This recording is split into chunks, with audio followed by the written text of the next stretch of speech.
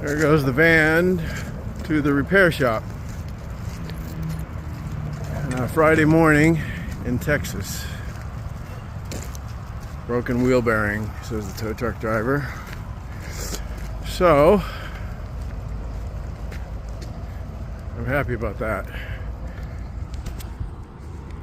And the lock's locked automatically. I don't know how, but the tow truck driver locked the key inside. Luckily, I have a hide key on the van, so I got that out. I didn't have to deal with a locksmith as well. Anyway, it's been a crazy 24 hours so far. Hopefully the day gets better.